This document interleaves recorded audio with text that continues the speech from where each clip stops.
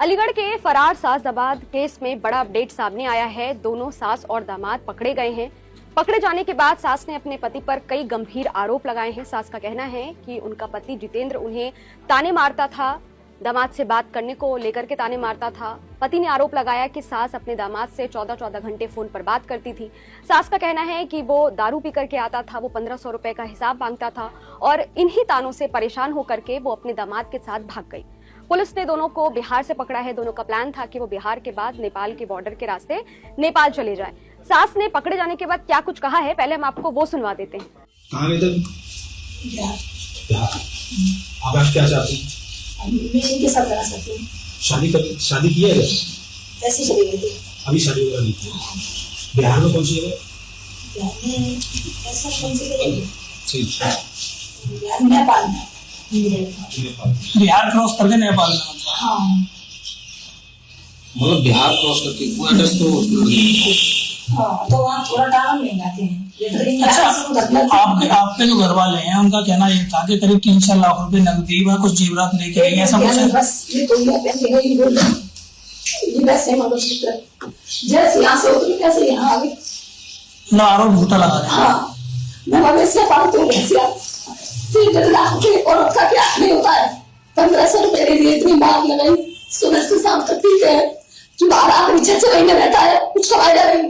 अभी तक एक मकान बना के नहीं दिया। क्या कर सकता है वो? 1500 रुपए डाल देता है, उसका भी हिसाब लेता है मुझसे।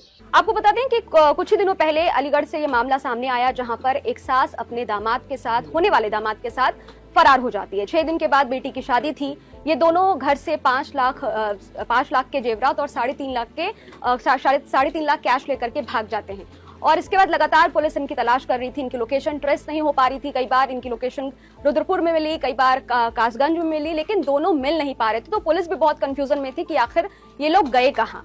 दामाद ट्रेन बेचने का काम करता है ट्रेन में, तो पुलिस को पता चला कि वो बंगाल भी जाता है। इससे सिलसिले में वो बिहार जाता है, वो उत्तराखंड जाता है। तो पुलिस हर जगह तलाश कर रही थी। वहीं पति ने आरोप लगाया कि जो उसकी बीवी है, जो दामाद की सास है, वो उससे घंटों फोन पर बात करती थी और उसने दामाद को फोन भी गिफ्ट किया था और इसी फोन पर वो लोग 14-14 घंटे बात करते थे। पहले लोगों को लगा कि शायद ये माँ बेटे का एक रिश्ता है और शादी का घर है, इसलिए किसी ने इतना ध्यान नहीं दिया। पति का, जो सास के जो पति हैं, उसका कहना है कि हमें लगा कि ये घंटों बात कर रहे हैं। 6 महीने पहले शादी तय हुई थी, तो सब कुछ अच्छा जा रहा है। शादी के बाद इस चीज पर बात की जाएगी।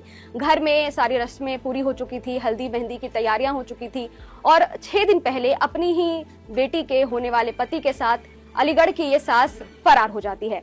जिसके बाद इस मामले में कई सुर्खियां भी बटोरी और ऐसे कई सवाल भी उठने लगे सास और दामाद के रिश्ते पे कि आखिर कोई सास ऐसा कैसे कर सकती है अपनी ही बेटी के साथ, जब अपनी बेटी की शादी तय हो जाती है। इसमें एक जीजा का भी जो है वो मामला सामने आया। जो बहनोई था, जो दामाद है उसका बहनोई, उस पर भी आरोप लगे कि उसने भगाने में दोनों की मदद की है। बहनोई रुद्रपुर का रहने वाला है, वो मेहंदी लगाने का काम करता है। तो जितेंद्र ने यह भी आरोप लगाया कि उसी ने भगाने में मदद की। शेरवानी खरीदने के बहाने दामाद बाहर निकला था घर से और वो उसकी बीवी को लेकर के फरार हो गया। वही पकड़े जाने के बाद सास का कहना है कि वो उसी के साथ रहना चाहती है। उसने अभी तक शादी नहीं की है, लेकिन फिर भी वो उसी के साथ रहना चाहती, वो घर नहीं जाना चाहती। रोते रोते उसने और क्या कुछ कहा है, आप ये भी सुनिए एक बार फिर से। मेरे पास नहीं करती है। जब उन्होंने मुझे आरोप गंभीर गंदा लगाया, तो उन्होंने एक भी और ये नहीं सोचा कि धमाके से ऐसी गंदी हरकत क्यों करेगी। फिर भी बोलता है कि तू उसके साथ भाग जा। लोगों से ही मैं बात नहीं करूँगी, बात को नहीं करेंगे। अच्छा, उनके द्वारा जो आरोप लगाए उसी से आप तंग होकर मतलब ये कदम उठाया आपने? अब जो मैं जिंदगी में आ रहा है क्या है सोच के। इस वीडियो पर आपकी क्या राय है, आप क्या सोचते हैं, हमें कमेंट बॉक्स में जरूर बताइएगा। बाकी देश और दुनिया की तमाम खबरों के लिए देखते रहिए न्यूज नेशन। शुक्रिया। न्यूज नेशन अब व्हाट्सएप पर खबरों की ताजा अपडेट के लिए न्यूज नेशन के इस QR कोड को स्कैन करें।